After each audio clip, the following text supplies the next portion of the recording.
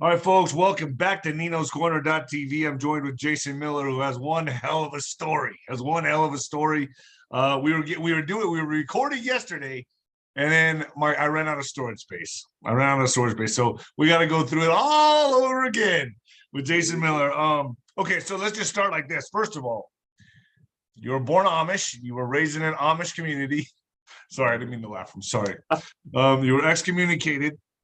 You went on to, when you were excommunicated, you went to party for 10 years. You're partying, got into some heavy shit, heavy drugs, alcohols, no stranger to me. You're my type of guy. We left off where you were sucked into a tornado, but let's go back to the Amish. You're born Amish. Let's start from there and go forward, bro. Well, hey, first of all, hey, thanks for having me on your show, man. I appreciate it. Me and my dad used to watch you fight, so followed you for years, and it's so weird, man, how how it all comes together. Look what I'm doing now. This is insane. I know, right? You're a YouTuber. Yeah, I'm a fucking YouTuber. Dude, that's okay. We're saving the world. Okay, so yeah, I was born into an Amish family. I have a big family. There's 6 boys and 7 girls. So, the culture is kind of it's not that unusual to have a large family. Born in Michigan, was raised in Indiana. We moved around a lot, right? In a community, the Amish, it's a great way to grow up, but it's not a good way to live, right? They're very, I always say they're very cult-like in their behavior.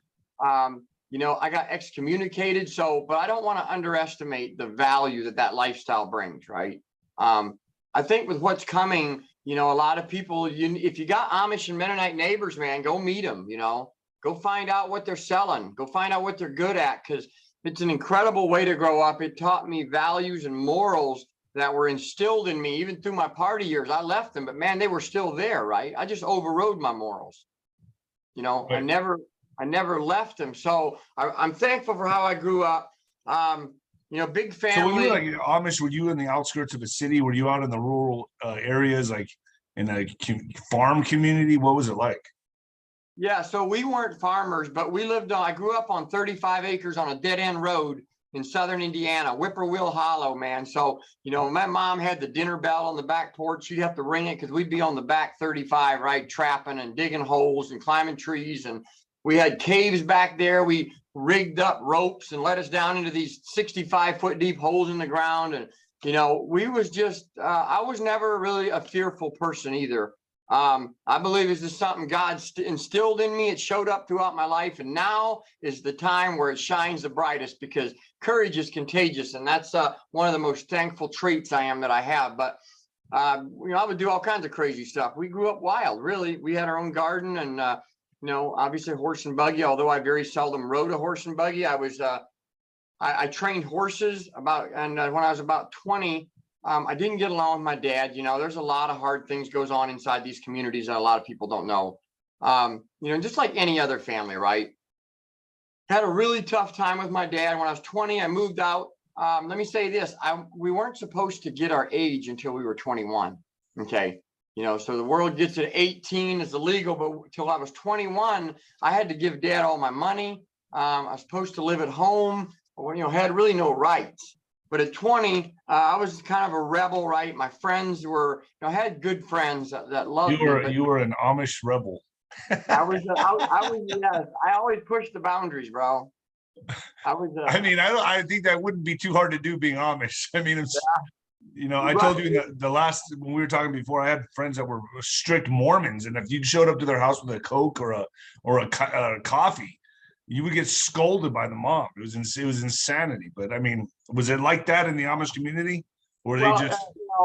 If you did it on Sundays, because we weren't allowed to spend money on Sundays. Wow. So okay. Sundays was the day that you didn't work and you didn't spend money. You didn't go to the gas station. But, no, I was in more of what I would call a liberal Amish community. I was what they call a new order. So I wasn't like, we had power tools. We didn't have cars. We wore suspenders and the women wore dresses. But, we had a little more color. The dresses were a little shorter. We wore a little more. We weren't like super backwards, right?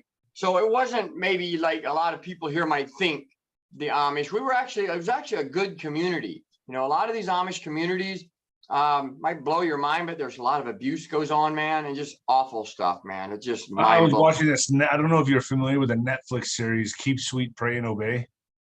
I'm not. It's about kind of like that, a Mormon community where this guy was just, he had like 30 wives, and it's just like his son was born into it, then his son took over and had like 100 wives, and like I was just like, wow, they're either onto something or they're completely crazy. It gets messy in there. You know, what they're trying to do, Nino, is they're trying to separate themselves from the world, right? You know, there's a Bible verse that says, be not conformed to this world, but be transformed. But a lot of the religious minds want to stop there. The rest of that verse says, be transformed by your mind. You have to think differently than the world, right? They're trying to physically pull themselves out of the world. And that's why I said earlier, you know, keep in mind, you might want to find out who those neighbors are that live like that. But it's not realistic to live like that in long term. People are leaving in the droves, right? And then it becomes very murky because, you know, there's not a lot of options, man. I mean, you know, to get married, and sure, we had some other communities we hung out with, but overall, our community was a good, fairly wholesome. Of course, there was problems, but fairly wholesome community. But for me, I always saw things different, right? And you know, from the very beginning, it's like I was programmed to question and to look behind the curtain. Like, I just don't buy it when somebody tells me something. I gotta like see it. If I don't know it, and then I don't put the passion. I'm a passionate guy, man. In order for me to put that passion behind what I believe, I have to know this. And so that was my hunt for truth. Okay. And this is how I ultimately left the Amish. At 21, I literally traded my horse. I had a big quarter horse, like $5,000-$6,000 horse. And I traded my horse for a Toyota pickup. So I kind of make the joke, and right? Was that like a big no-no? Oh yeah, we weren't allowed to have trucks, and we weren't allowed to do what they call rumspringa. Okay, rumspringa is this time when you turn 16, you get to go run around, you buy a car, you date a bunch of girls, and you get to figure out if you like the world or not. And then, you know, their idea is you're going to try the world, it's going to be miserable, and then you're going to come back. And it actually works in a lot of ways. But because I grew up on a much more level playing field, it wasn't so extreme for me. I wanted to leave for truth. Okay, I didn't want to leave the party. I wanted to leave because I felt hypocritical, right? There's a story of how this guy bought a cell phone because he wanted a cell phone for work. He had the guy who drove him around in the work truck buy the cell phone for $1 so he could tell the bishop that it wasn't his phone, even though he kept it in his pocket.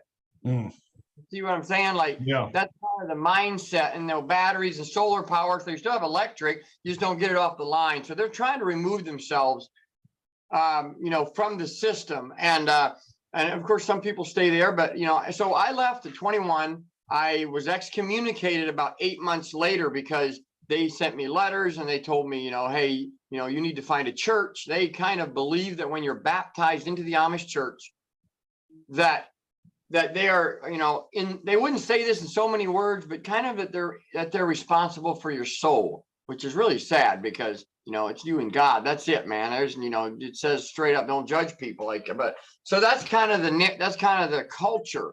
So when they excommunicate you, do they take a vote? Well, who decides? Yeah, and so that's a good question. My brother-in-law was on the ministry team, and they had a meeting, and they wrote up a letter, and then they had to bring it in front of the church, and they had to vote. And a lot of my friends were there, right? They told me later that most of them or some of them voted. You can vote like a no vote, right? You don't have to vote yes or no. You can do like they kind of let it over, they call it. They just do a no vote. But they don't have courage, man. See, and I, you know, my friends that are still there, I love them, and some of them have turned out to be great people. But guys, this thing that we're in right now is because we have the people with the belief systems that we have, but we don't have the people with the guts. Nobody has a backbone. Nobody has a backbone. People are so scared to lose their job, look indifferent to their relatives, to their family, to their friends. Yeah. Their careers, right? The politics don't want to talk about something because of it'll hurt them people, you know, when they go to get reelected, all this stuff. But you know, and that's really the culture that's bred through there, is that you submit, right? You submit to the bishops, you submit to the leadership, you know, submit yourself to the leadership, and it's just pounded in you, bro. And they couldn't hit me hard enough to pound it in me. Like, I was like, I'm a person with a connection to God. I was a saved man. I knew that it just felt like BS. How did I know? I think God programmed me and saved my life many times now for such a time as this. And you is, it's probably the same way for you. We speak our truth, man. If you don't like it. They're wake-up calls, like either I get, he smacked me off my big white horse that I was riding. I was an undefeated heavyweight champion, and boom, knocked me right off. Man. And a lot of awakening there. So let's jump forward to you getting excommunicated. You're out of there now. You're 21, right? You're 21 years old. And then you just spy, which it seems like to me a natural response being raised Amish. It seems like, I always think of the movie Kingpin. And I think like, I would imagine that would be a natural response. Once you go out into the world, you're like, wow, women, drugs, partying, loud music. Hey, I'm going this direction. That's kind of what happened with you, right? Wow. It kind of is. Although I want to make the point that I left for truth, right? I left to find something that wasn't hypocritical, but I started to find out that most of these churches in a lot of ways are the same, right? They're all just, it's ridiculous. And the church is the same way. They ain't got no backbone. They want funding. They want the people to come. They want the wealthiest person to donate in the offering. And if he says the wrong thing, talks about whatever, these current modern day issues. So everything's dumbed down. It's diluted. And I can't live like that, man. I can't live my life in some diluted manner. So I started drinking, it was almost a year before I started drinking. And I remember asking one of my buddies, I was like, hey, I'd like to date somebody. Do you think, I could find a girl that would date me that wouldn't want to make out or something or hold my hand before I'm married? That's the mindset. So you were still stuck with the Amish value. You knew you were excommunicated. You were out of the Amish community, but you still had those values inside you. And you really believed you were going to find a girl that just wanted to hold your hand. Is this for real? You're being serious? I was dumb. But I was very naive. I wouldn't have told you this a couple years ago, but my past now, it's all my past, right? And it's made me who I am today. But I was so naive, bro. There's stories that I could tell. One day I might write a book, and there's stories I might put in there that are so embarrassing, bro. I was so ignorant. I was so naive, and I got made fun of. I got picked on, right? People, they did it in good fun. They called me the dumb Amish bastard, right? 𝗬𝗶𝗲𝗽𝗇, 𝗀𝗂𝗐𝗄𝗧, all this dumb shit, right? And it was, they would use mom jokes, and I'd try to kill them over. You talk about my mama, I was going to hurt you. And so it drove me because I didn't find the stability somewhere else. It drove me out there. We used to coon hunt, right? We go out with these guys and we go coon hunting. I'd go to the high school football games. I'm 21. They're 18, right? Not that much younger. So I started hanging out with that crowd. I started drinking. And then, any of you guys that went through high school and the party, just think of the progression from that, especially considering where I came from, to 21 to 31, 10 years, bro. It just got worse, right? It just got worse. Right. So you started drinking, you started doing a little bit of cocaine, weed, everything, and then it led into the harder drugs, heroin being one of them, correct? Yeah, 2012. In 2011, I was making a lot of money. I had a big house and ski boats and bass boats, and I had the American dream. I had a beautiful girlfriend, right? I was living in a freaking big neighborhood and a big house in a subdivision. But I didn't have purpose, man. I didn't have that thing that we were born for. I was just living for the next paycheck and the next boat or the next, party. And so during that time, I got into pills. I got into pills really bad. I did coke too. I never smoked weed. It wasn't my thing, but I did every other kind of drug, and I was getting addicted throughout 2011. Up to, March of 2012 is where my life really changed forever, and where the real story kicks in about where I went and, the journey to where I'm at today. But leading up to that, real quick, there was a moment I think it's important to tell, because when you're at your weakest, when you're at your lowest, when you go through the hardest thing, when someone cheats on you, right? When your father dies, when, I've had all those things happen to me. And when those happen, be aware you are the most vulnerable at that moment for, any kind of attack, right? You're going to have the hooker come up to you on the street. You're going to have the drug dealer come offer you drugs. You're going to have your friends introduce you to something, and it's going to make an impact and it's going to put like a hook in your brain, right? So I found out this thing that happened with my girlfriend I was living at the time, 3.5-year relationship. My buddy came over. He said, "Bro, I got something for you, man." Wait. You can't just skip over that. Your girlfriend was what, cheating on you? Yeah, I found out my girlfriend had went out of state and was cheating on me with, it had happened through at a wedding we had been at. We was on the team. Were you already, so you weren't addicted on drugs yet? You were drinking. No, because I always had money. I really didn't know, but yes, I was addicted. I would detox when I didn't have anything, but I was a functioning addict, right? I would go to work. I had a good job. I was from the outside, it looked like I was cool, right? Right. That's most people I know. That's how I was for a little while. I mean, I was able to juggle that at boxing. So what were you taking before your girlfriend broke up with you? Just drinking and partying, or were you already addicted to heroin?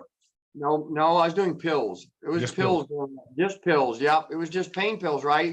During that time in 2011, people were rolling out of state and they were buying these loads of these prescriptions and coming back and selling them. And right.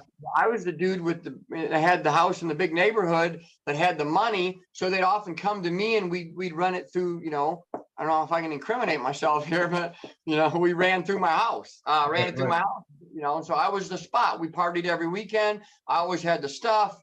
I had the hookups, I was like one of the few people in my circle that was stable. I call it stable, right? Because I kept my shit together. I wasn't living in mama's basement like most of the people that were hanging out at my house. But I wasn't like in a terrible dark place, even though I was addicted physically. It hadn't manifested in my life. And so when this happened in 2011, I was like, bro, I mean, for those of you who've experienced this, man, you just want to die, man. Everything when is someone cheats on you, it's betrayal. On you, yeah, it says ultimate betrayal. You love them, you put so much time into them. We had put her through nursing school and all these different things, and I could blame myself. I wasn't a good boyfriend. Okay, I'll give it that. I wasn't a good boyfriend. Did nothing for emotional, so I don't hold it. But the point is, this weak state I was in, my neighbor walked over on the back porch and he said, "Hey, try this."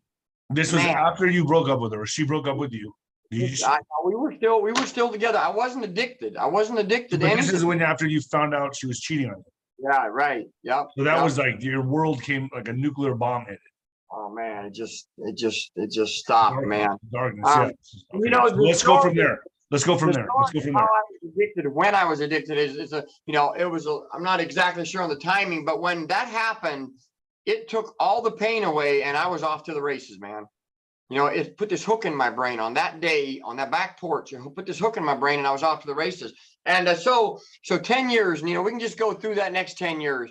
Downhill. Well, actually, I better not jump 10 years ahead, because the next year, March 2nd of 2012, I was in the process of losing that house. I had half lost my job. I had moved. Yep. Over the next 6 months. And so now you're addicted on pills. You're addicted on pills. Yeah. I want to know when the heroin started.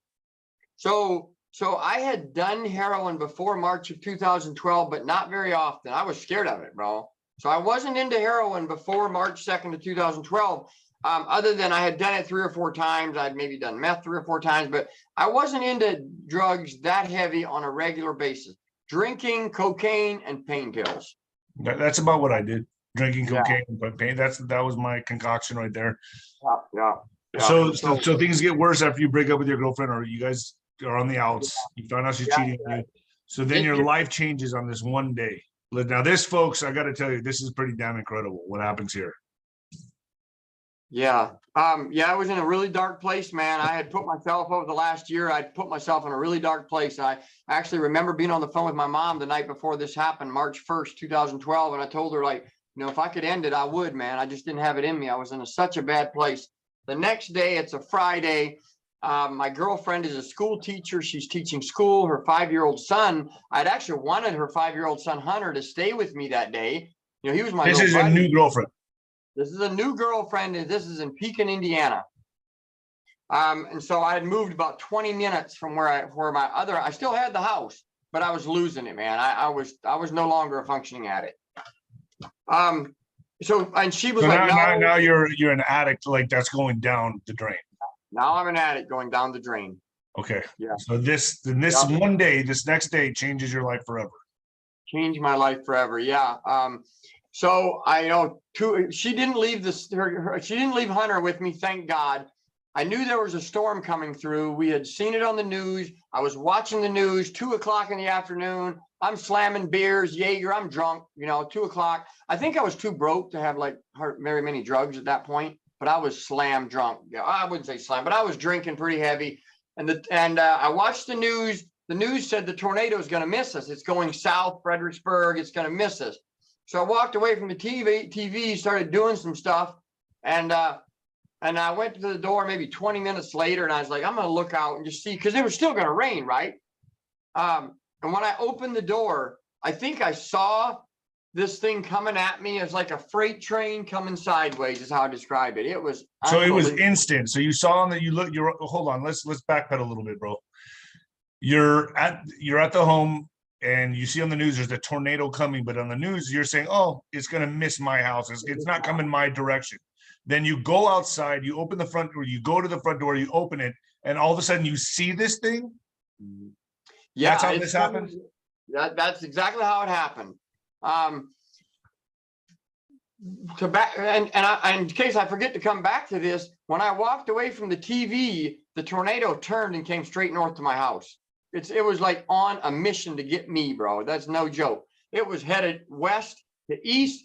I walked away from the TV. You can look at the track, the time frame. That tornado turned and came almost straight north to my house, hit my house. But when I saw it coming, and you don't see the funnel cloud when you're that close. All you see are the debris, right?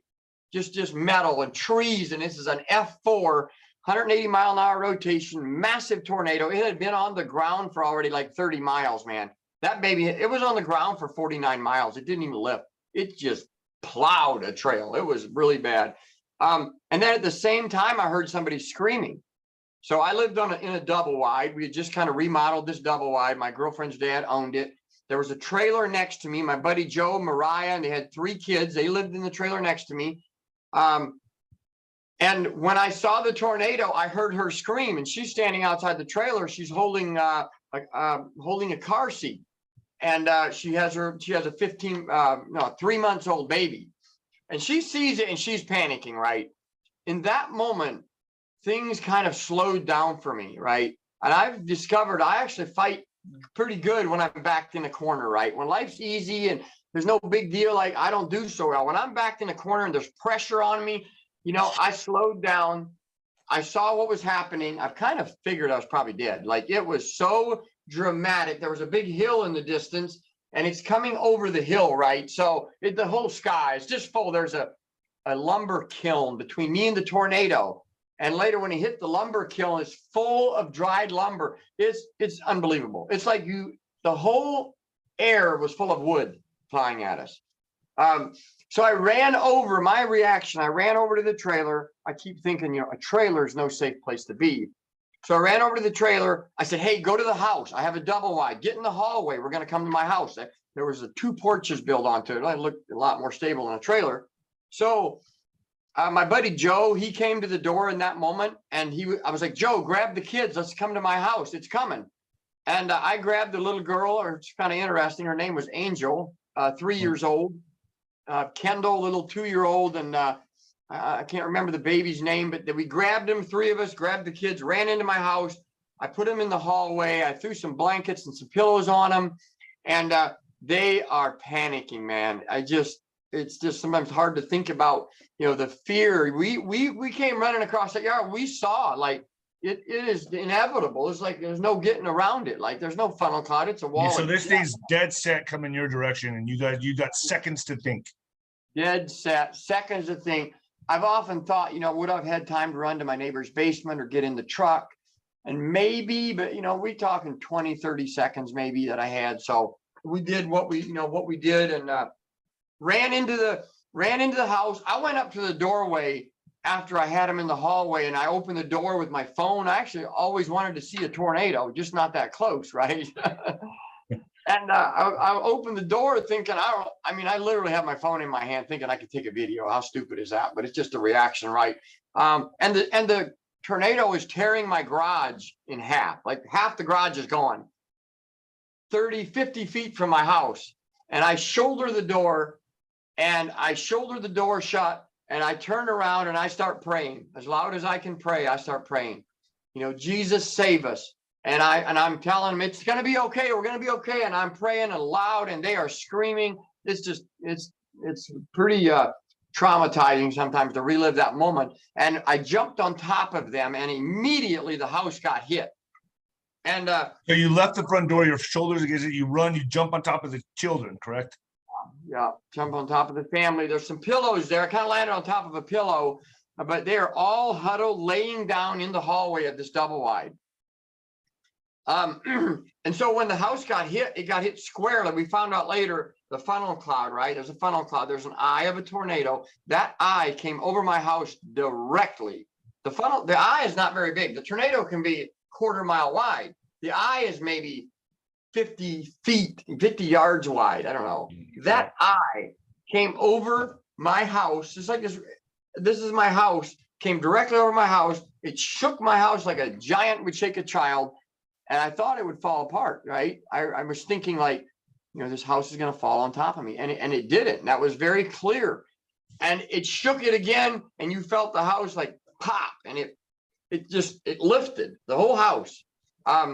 Couple weeks, actually the day before, I'd been underneath that house wrapping up the vents with like duct tape, right? We're redoing the house. And I remember seeing those metal straps that were holding the double wide down, right? There's metal straps and there's big stakes they turn in and they fasten it. So when that tornado hit that, those were not fastened. Had those been fastened, it would have crushed the house right on top of us, right? Wow, so it was actually good that it was not fastened. I mean, I bet you God made those people forget to fasten that. It was strange, man. Wow. It was totally, none of them were fastened. So when the tornado hit, grabbed the house, just a giant like wrench on the house, and it popped up, and you could feel the floor just start going up. We started going up, and I. So you're in the tornado now, in your house, in the tornado. Yeah, yep, yeah. It's unbelievable, bro. That what happened. I heard an explosion, boom. Heard the windows break, you know, and I'm waiting for the glass to hit me. The glass never hit me, and that's really the last thing I remember. There's no oxygen in the eye of that tornado, right? So, you know, the rotation sucks the oxygen out, and I blacked out. So, you know, I believe we all blacked out. And then the next thing I remember is I came to, and this is just a guess, but several hundred feet in the air. I'm laying on the inside wall of the tornado. My feet are behind me. I look down over my side, and I see green grass, maybe several hundred feet below me. And there's a 2x4. I remember this, Bruno. My memory is a couple pieces of metal, bunch of junk. There's a broken 2x4 right behind me, and I'm moving on the inside wall of this tornado, and just long enough to know that where I was at. You know, it was. My sister later wrote me a letter. She believes that she heard the Lord speak to her about this, that I was sucked out of my situation, literally. I opened my eyes just long enough to see that I was rescued from an unbelievably dark place anyway. So she used the tornado as like a metaphor and an analogy for the like your situation in life. Yeah, because Mom and my sisters, you know, had always prayed for me. And I want to say this. I had a revelation later years that I wouldn't be alive if it wasn't for my mama praying for me. It's not just something I say. I really mean that. Like, I really wouldn't say you know, I put my mama through hell, man. And she would always, you know, just wanted to do something, but she did something. She prayed for me the night before they prayed for me, and saved my life. But I came to, blacked back out. The next memory, I really don't have a whole lot of clear memories at first, because I landed like a 1/4 mile away in a field. You know, the tornado is going west. Well, it had turned after it hit my house and went back to the east. So the tornado is going east, and I land to the west. Like, think about that. I went up, I'm rotating, I got thrown out the opposite way the tornado is going. So, I mean, I just got pulled up and I got thrown out the top. Well, a tornado is like a blender, right? It just chews everything up. It's rotating. That's how people die in a tornado. But I went up, got thrown out, woke up in a field, didn't know who I was, didn't know where I was at. My first thought was, you know, am I an alien? Do I belong on this planet? It's just the strangest, empty, no idea. I just totally blanked. Like, do I belong where I'm at? And then I don't remember a lot, although during the walk back to I started walking, and at one point I jumped the fence. I walked out. There's a lady driving down the road. She stops. I'm screaming for help, saying I'm bleeding to death. That's what I'm telling. I'm bleeding to death. And she freaks out, panics, and tells me, walk over there to the sawmill. And she takes off. She came to the hospital later and apologized, right? She felt terrible. She freaked out. She saw you and just freaked out. She freaked out, yeah. My arm was almost cut off. I got cut. Let's see it. I got this, and right here, I was cut right through my armpit, and it was a big hole. You could have put a softball right in the back here where my back was ripped out, where this hole, because I got cut right through my armpit. Had I been cut lower or higher, I'd have bled to death. But because I was cut in my armpit, your blood vessels are a little deeper in there. It saved my life. And all the other lacerations, this is just a scar from the surgery. I've got 22 screws in this left arm. It still doesn't quite go straight, but I'm incredible. Bro, I've benched 275 with this bad arm. So it's been a miracle my comeback. So I walked back, and then the next thing I really remember is I came to, the first clear memory I have is I came to, I'm laying face down in the mud. I can't breathe. And I pick up my head, and there's a pair of headlights coming right at me. And this cop car pulls in, and he is flying, right? Flies up into this parking lot of this sawmill. And he said, if I wouldn't have picked up my head, he'd have run me over. It's 4:15 in the afternoon, darker than a stack of black cats, bro. Greenish, you know, it is raining. It is just eerie, man. Right behind that tornado, right? And he couldn't see. I picked up my head just in time. He comes running out. I tried to jump up. You know, he's like, are you okay? And I'm like, yeah, I'm fine. You know, I collapsed, right? I had broken my collarbone, my shoulder blade. I broke this arm in like 7 places, shattered my elbow, broke my back in 3 places and 5 ribs. I call it the chain of pain, right? I landed on this arm. It was obvious. My whole left side was so inflamed and massively swelled up. You could tell I landed on this elbow. I make the joke I landed on a cow out there because it was in a cow pasture. I was like, maybe I hit a cow. I don't know where I landed. But so anyway, the first thing I finally started asking when they came, finally the people came around me. I don't know where they came from, and crowd of people sitting around me, and were trying to ask me where I was from, what was going on. And suddenly I said, Joe and Mariah, where's the family at? And they're like, what are you talking about? And I said, I brought somebody into my house. Where are they at? And I started to panic, right? A couple of them held me down, and they said, you brought the neighbors into your house? And I said, yeah. They disappeared. I didn't know what happened. Okay. I went into this almost traumatic response. The pain started to hit me. Ambulance got there. And I got taken to the Louisville hospital in Louisville, Kentucky. This is Southern Indiana. So then, you know, I'm in the hospital for 15 days. I have an asphyxiator on my arm at one point because I was so badly busted up. They almost amputated this arm. And my back, I was in like a partial body cast because my back was broke. I was laying on the bed for weeks and miserable, man. It's hard for me to lay still. It was brutal. But the 3rd day that I'm in the hospital, they had just done a surgery on my arm. One doctor convinced the other ones to save my arm.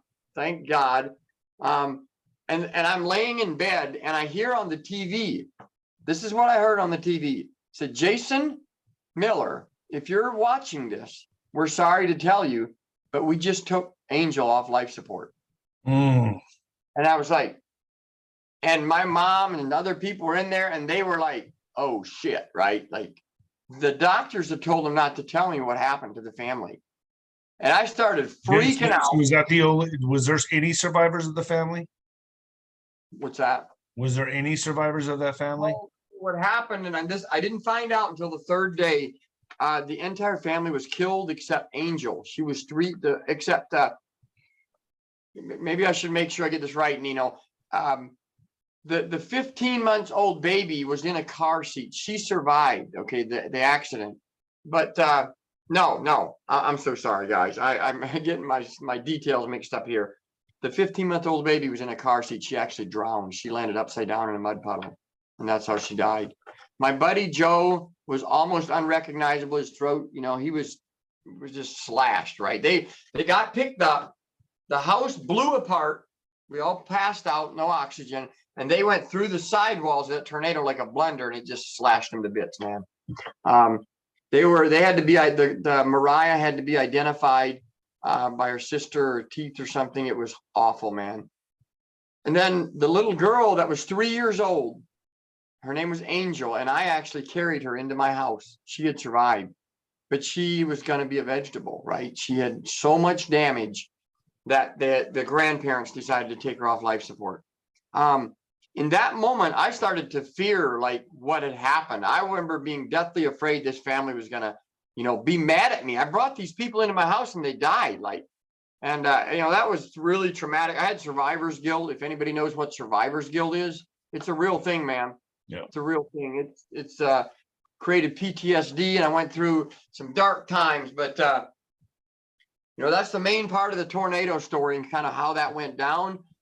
And it started, I'll say this, a guy from Oklahoma called me in the hospital, and I'll never forget. He said, man, I got a similar story. My house was destroyed. Some of my family was killed. And I just want you to know I'll be here for you if you need me, because in about 6 months to a year, you're going to start going through some trauma. You're going to start having to deal with this stuff, and it's going to be hard.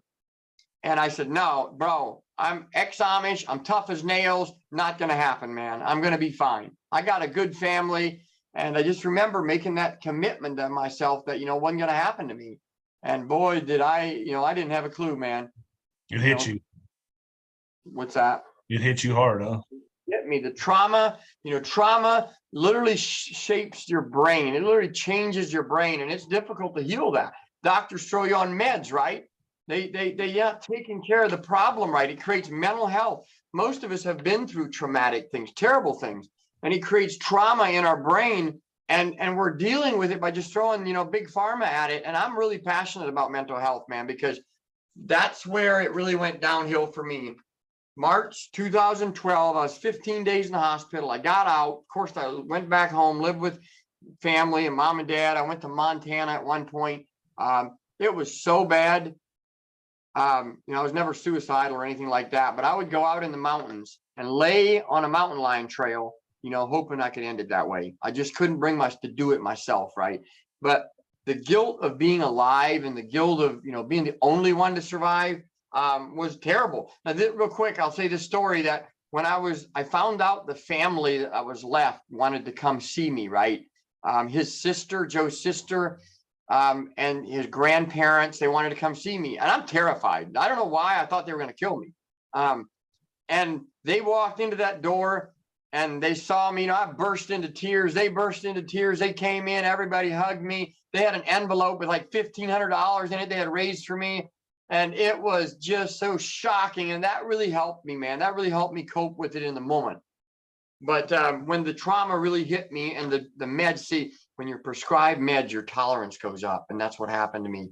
By August and September of 2012, my tolerance was so high that it was, it wasn't doing nothing. It was maybe killing the physical pain, but and then I got off my meds. The doctor cut me off my meds.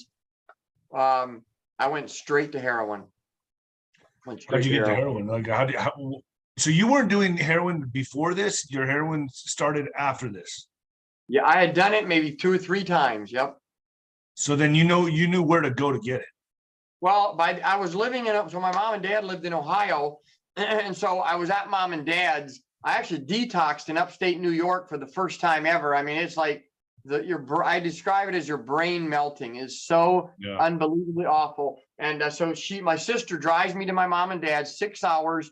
She'd have to let me out every 30 minutes, and I'd run around and pull my hair and scream and just totally, detox always affected me in such an awful way. And what I found out is it kept me in the addiction because my detox was so terrible. But anyway, I was in Ohio, and would you believe this? An Amish community, in the Amish neighborhood where my mom and dad were, there's tons of drugs. A lot of the Amish do heroin and meth. Come on. I'm telling you, I didn't even know. It makes sense to me, but wow. Really? Yeah, they do what they call 𝗵𝗲𝗶𝗀. They party, they run around. The church lets them go out and do their thing for a while because they want them to experience the world in hopes they come back, and it works. And by the time these guys come back and they're married with kids, they're hardcore Amish, man. These people that's how the tradition survives. I don't think it's a great But as they idea. go off and do the, what's it called? What is it called? 𝗵𝗃𝗃𝗃. 𝗵𝗃𝗃𝗃. When they go do that, that's when they get hooked. That's when the Means, majority of them get hooked on yeah, heroin. In direct translation, it means run around. They're running around. They most of them will start drinking. They'll start, screwing around, and then some of them, yeah, they get into meth or heroin, and not a lot of them. Okay, there's probably just, most of them are total, drink like fish, but a few of them get into drugs. So my brother was living at mom's. He knew a guy that knew a guy. He knew an Amish guy that knew a guy. So anyway, yeah, you can find it, man. You can find it. Sadly, right now you can go anywhere. I can spot it. I can feel it. I can feel it in my spirit. If you're doing drugs next to me, I don't care if you got a business suit and a tie on. I know it, because God has given me the ability to sense that spirit of addiction. It's like a squeezing the life out of you. It's a certain energy people put off. Right. So that's, I went, just the typical slide, man. I mean, I got a job. But how'd you get the heroin? You from who? You don't have to say the name, but yeah. So, an Amish guy knew a guy. So an Amish guy hooked you up with the heroin. Yeah. A guy that was in the community, Amish community. He had a driver's license. It's crazy. No, it's not. This is not the community I grew up in. I grew up New Order. This is Old Order, so it's a very different culture in a lot of ways. But still. So they're supposed to be even stricter. The Old Order. But they are not. They're fucking okay. All right, so you get your heroin. You get your heroin from this Amish guy in the Old Order, and then where does your life go from there? So you do it, you try it, you do it again, and then so what happens there? Yeah, I mean, by this time there's a voice in my head that used to say, "Kill the pain, man, kill the pain at all costs." And I did, man, and it drove me for 5 to 6 years. So just the typical slide dart. I started stealing, man. That's been the hardest thing for me to overcome is, for my own family.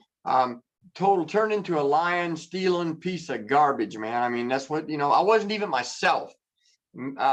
Thank God I never got deep into meth, because that really is the issue in America right now. It takes your humanity. I say it robs your humanity. Okay. My brother went through the meth addiction real bad, and he's such an amazing guy, and it robbed his humanity. He wasn't even human. It's unbelievable. So I didn't quite go to that level, but I was a piece of dirt, man. I was a terrible person. Finally, it got so bad, I started going through detoxes. My mom and my church. I did have a church family. I was still. How long were you hooked on heroin for? From 2012, like September or October, November of 2012, until 2016, December of 2016. Okay. So 4 years really is all. It seems like 40, right? But how many times were you hitting a day? Were you taking a hit a day? I never used a needle. I just snorted it. But I would do, for 4 or 5 times a day, right? Towards the end, we were getting that, what they call elephant tranquilizer, I called it, right? I should have been dead. I woke up several times. It knocked me out. Woke up in my truck with my foot on the brake at a stop sign, woke up in the middle of a gas station, not parked right, just by the grace of God that I got out. And I got pulled over several times. I didn't have a license. I never went to jail, but I had felonies stacked up, man, just stacked high, man. The last one, of course, I got pulled over, no driver's license, tons of dope on me, and was facing a lot of time, and I agreed to go to long-term rehab.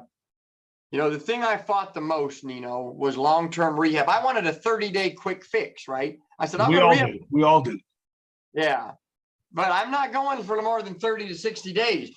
Finally, I agreed to it. I had been to 2 or 3 detoxes and 4 rehabs. One of them, my family paid a fortune to send me to Washington State at a horse ranch where I rode horses, and I was there 35 days, and I came out in a very incredibly powerful place, man. I would make these spiritual connections in these places.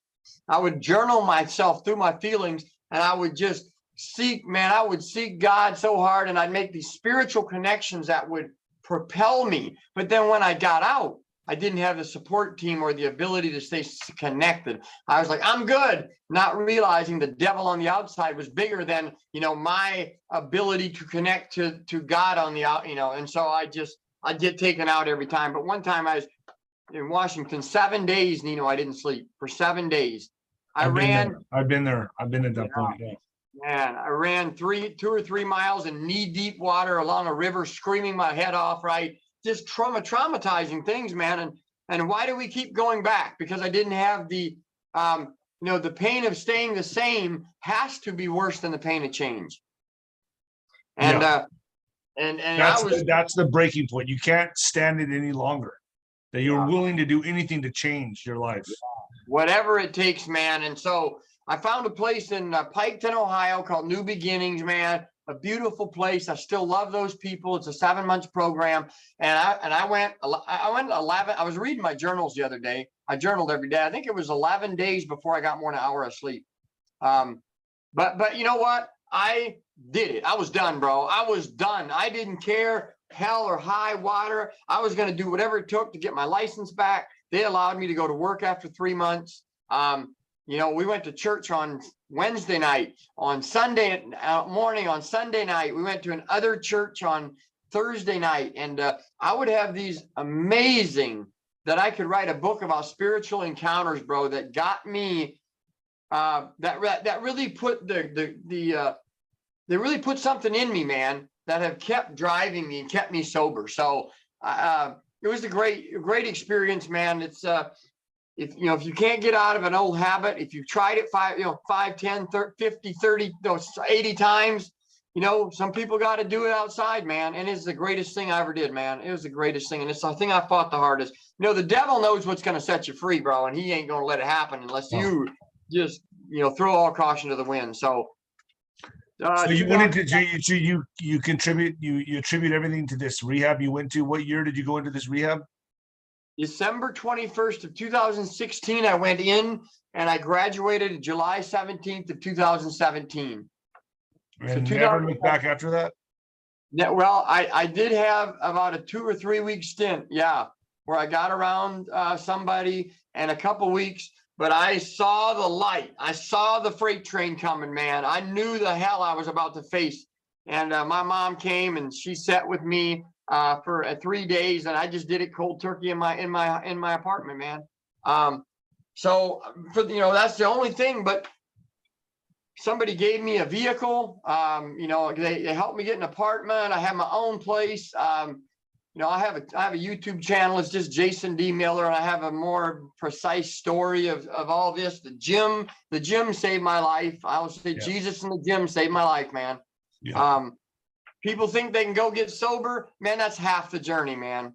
That's half the journey. That's just getting started. Anybody can get sober, but not everybody can stay sober. And those people that stay sober, even fewer are happy, man. Man, I don't want to use drugs.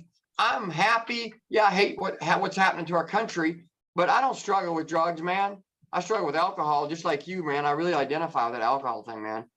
That's hard because it's so accepted in society. Like, everywhere, all my friendships have gone down the drain because really all my friendships are what's everything. The one thing in common is drinking. Everyone drinks, man. So it's like, I'm the odd guy out now. So I'm the guy that doesn't drink. So, and people like me can't fucking drink because it's just, I let loose too much and then trouble comes, You were wired like that. Yeah. I mean, it's the time and the season, maybe someday, but.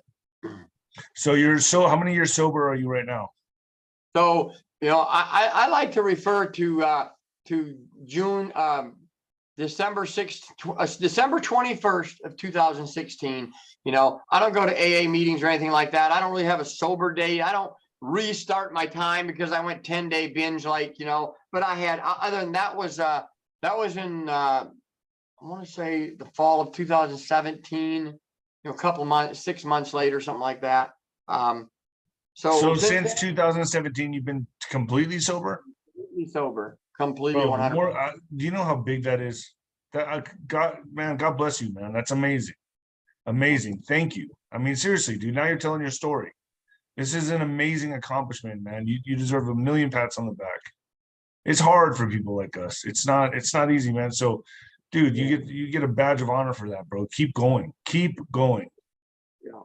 Yeah, I just hope my story can inspire people to know you don't have to live struggling every day. You know, I always heard it. You're always going to fight this thing.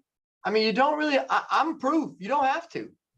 You know, again, I'm talking about drugs, right? And we did say I struggle with alcohol a little bit. I don't drink right now. I do not drink at all. But, you know, it's a lot harder. But the drugs, it's like I had deliverances, bro. I had stories where a guy prayed for me he prayed for me. He took me onto his property. He said he prayed over his property. When I drove through the driveway onto his property, something hit me right here. And I threw back in the seat. And I'm like, what did you just do? And he's laughing back there, you know, and tells me what, you know, the story, and it's a spiritual encounter, right? It just, you know, it was a part of the being delivered, bro. I mean, it's a deliverance, man. There's so much to this addiction thing, from mental health to spiritual health. I think the spiritual health is the most ignored, because this war we're in. You can't do this. You cannot do this without your spiritual health. You can't do this without God. I would not be able to stay sober. I would not be able to stay sober unless I had God. I have to. God is my strength. Yeah, absolutely. I don't know how people do it without. And if you do it without, it'd be a lot easier if you used him. I mean, I'm telling you, man, he created us when you are lining up with what he wants for you, is like where I'm at today. One thing that makes it easy is I have purpose, right? I have a purpose, something that drives me, a cause bigger than myself.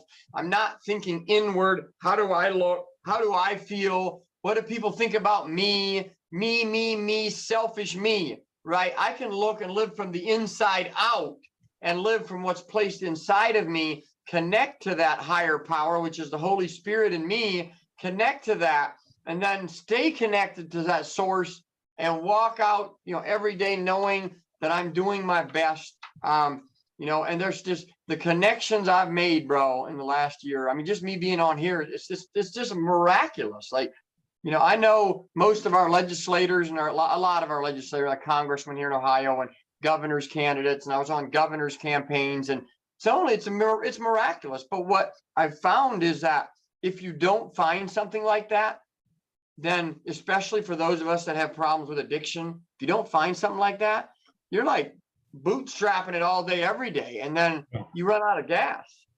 So your newfound purpose is what today? What are you doing today? Right now, you are involved politically, correct? I am. Yeah. Go ahead and go into that so my audience knows this already. Like, there's code words we use. We use bank robbery for, you know, what happened in 2020. We use the boogeyman for when people are sick. We're sick with the bullshit. So use those words, but go ahead. And what are you doing today? What's your purpose today? Yeah. I'm going to just real quick skip through here, because I always hated politics. Okay. Wanted nothing to do with it. I've got an older brother, Johnny Miller. He is, this dude knows politics. He knows history. This guy knows, but he's a little nuts, right? He's passionate like me, but he just kind of has a wild side. And I remember when the impeachment happened in 2019, he talked to me about the Steele dossier, right? And how it was made up. And I was like, I'm sure it wasn't made up. They probably twisted something, or they might have had a false witness, but it wasn't made up. Like, I didn't buy it. They're going to impeach Donald Trump. And I'm like, I wonder what Trump did. And I started following this. And Nino, when I looked behind the curtain, I was blown away. These people are straight evil. They are straight insane. They made up the Steele dossier. They made up the Russia collusion. They made up the Ukraine phone call. It was hold on. Yeah. Be careful with Ukraine. Okay. I get notifications on what I can and can't say. If you want this to go on Fluff Tube, if not, we can put it on. Okay, no, I just want to point that out. That pulled me in, and I saw something that had a major problem. And then we had the bank robbery happened. And this is where, where my purpose really started. January 2021, I called my buddy. I think we both text each other the same afternoon. And we were like, dude, we got to do something. I buried my head in the sand, and I was like wanting to move into a cabin in the woods. And I was so devastated, bro. I mean, I had, I was just after the bank robbery. After the bank robbery. Yeah, because it was so blatantly obvious. Everyone witnessed the bank robbery, and it was like a slap. It was, dude, you knew right then and there we are in deep shit. We are in deep shit. That's exactly what that's like a nuke hitting America. Bro, it just but I could only be silent for maybe a month or two, right? And then I called my buddy and we texted each other at the same time and we said, we got to talk. And we talked. And anyway, so we started We the People Canton. It's a Patriot group that meets every week in Canton at a restaurant, every Thursday night at 7. If anybody's in the Canton area or can come Stark County, we have an amazing group of people. Remember, this is a year into COVID. A lot of people, their churches is shut down, right? Boogeyman. Oh, sorry. Yeah. So their churches is shut down. And so people are looking for, something to do and something to, feel like they're a part of, like they're not nuts. So we have our own little community there, right? Amazing speakers that we have in. We were on different campaigns. The group supported campaigns. And that kind of got me in. I became the county lead for Joe Blystone for Ohio governor. We had a cowboy that ran here, cowboy and the beard man was, really behind the campaign. And our group really helped with that. We did protests. We worked with hospitals. We helped, there's a company, you ever heard of Schmucker's Jam, like Schmucker's Jelly? Yeah. Yeah, they're just like 5 minutes from my house. Well, come to find out, the CEO is a total Nazi, bro. And so our group went and stood with the employees. We helped them raise like $28,000 for a lawsuit against them. So we really, that's kind of what we went with nurses from the hospitals. We stood with them on the street corners, prayed with them, and we had events for them. And so that's kind of what we've been doing is for activism. We had the campaigns I was a part of. And then that was, 2021, that's really kind of what started to form my purpose. But then last year, there's a lot of good things happening. I want to make sure that people realize how many good things are happening. Okay. I want everyone to think about the people that are involved in politics and government that weren't involved before 2020. And how did we get there? Because we wanted to go to church. We wanted to go fishing and hunting and camping and forget about all the outside. So we did our thing and they came and they robbed us. Now, look how many people are awake. Okay. Look how many people are fighting that weren't. I have a friend. I want to tell you a story. Her name is 𝗪𝗪 𝗪𝗪. She's from west of Columbus, and she is homeschooling her kids. She's elected school board member. Let's see, she's running for a state central committee, board of directors for the Ohio Republican Party, District 5. This woman homeschools her kids, is on the school board, and is running for state central committee. She had never been involved until this. Look, you can't suppress the truth and the amount of patriots that are coming out. You can't stop it. And as mad as we get, as discouraged as we get, I have to remind myself sometimes, you can't put truth back in the bottle. You can't stop this. When it happened, for those people who say that, well, look at, Hitler and look at all these other totalitarian regimes that end up killing their people. They didn't have social media. Correct. 100%. This saves you and your podcast. We are saving lives, man, because they can control the radio and TV, and they censor us, but they can't control this. And therefore, you're not going to stop what's coming. No. I really believe that. So there's a friend of mine, Joe Healy, he has a website, Ohio Patriots Alliance, Columbus, Ohio Patriots Alliance. He started going around and teaching people how your government works. Local government. So local action for national impact. He came to our group and he taught us all about the County Central Committee, okay? And it blew my mind. Nino, if we could get your listeners to go find out who their County Central Committees are and run for County Central Committee, you could take— Hold on, I don't even know this. County Central Committee? So some states will call it their committee man. It's called County Central Committee here in my county or in my state. 𝗫𝗍𝗫 is how you'll see it a lot of times. He taught how it works. Abraham Lincoln said a government of the people, by the people, for the people. The government runs from the ground up. And I had this moment to where I saw how it's supposed to be run, why this is the greatest country on earth, why this system is so important, powerful. Our Constitution was written straight out of the Bible from Moses and Aaron, right? And their father-in-law comes down and tells them, hey, this is how you got to, take care of business. So when I saw how this worked, I got inspired to run. So I want to find out who's my county central committee. Here, I live in Wayne County, Ohio. We have 25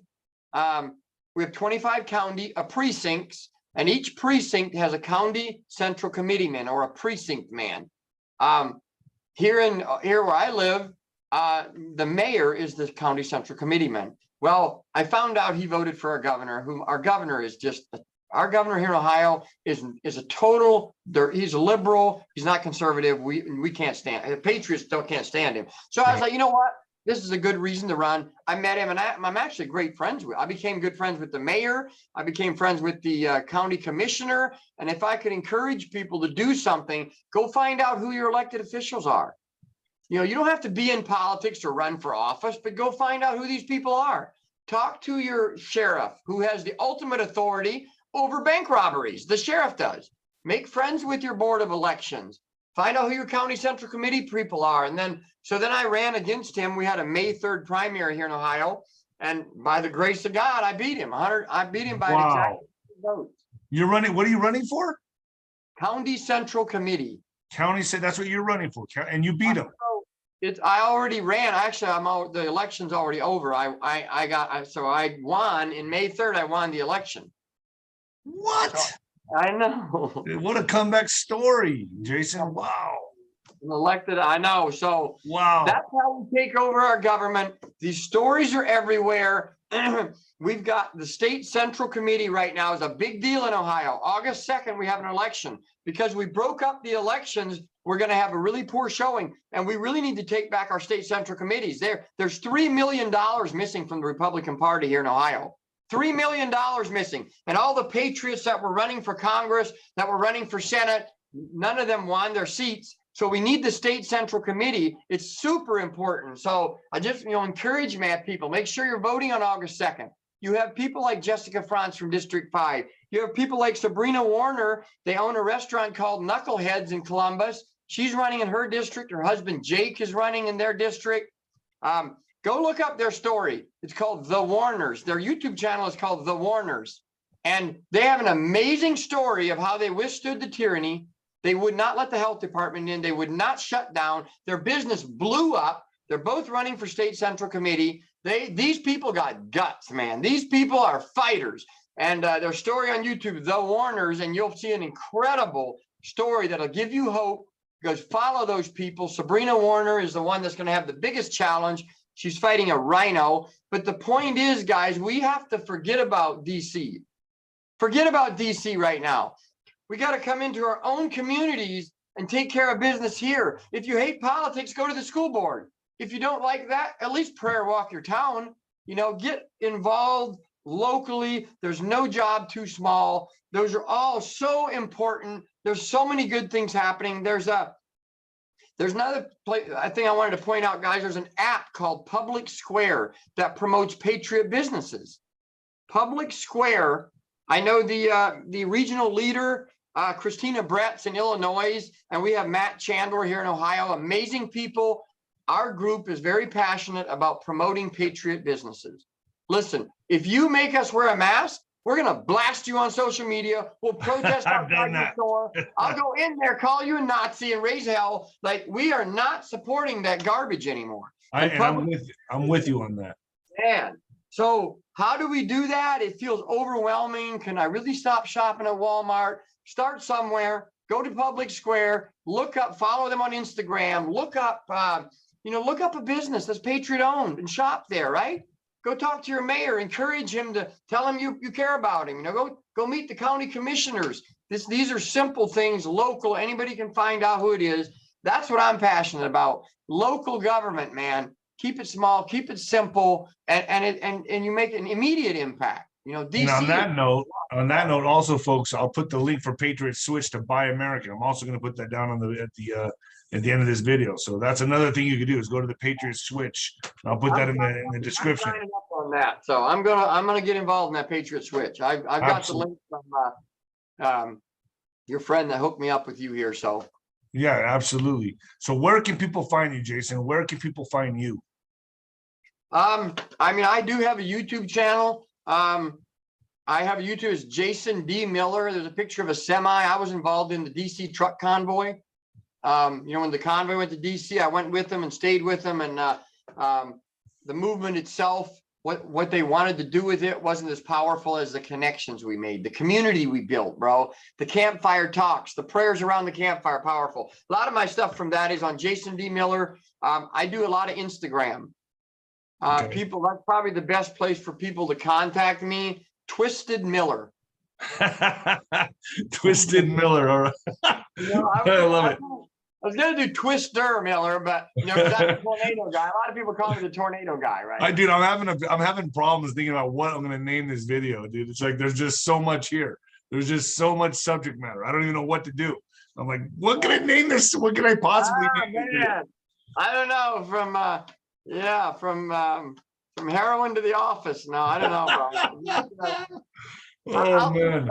Send you some ideas, but there's a lot. I got a crazy story, man, and I only told like 1% of it. So Well, I just started a Rumble channel. You know, I'm like you, I don't want to get off YouTube, but I want to transition, right? It'd be amazing. I just started the channel. It's called Patriots Awakening.